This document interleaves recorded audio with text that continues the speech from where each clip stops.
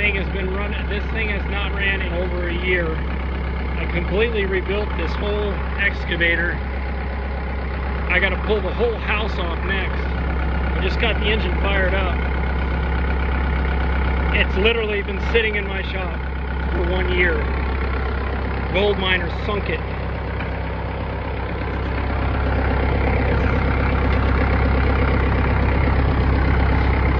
And it feels so good.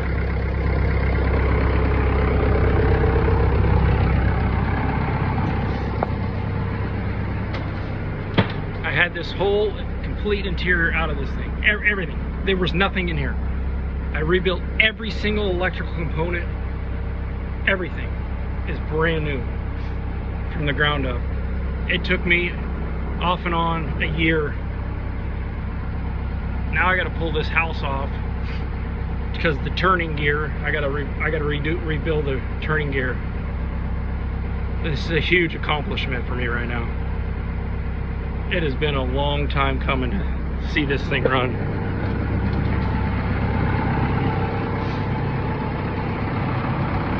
Happy days.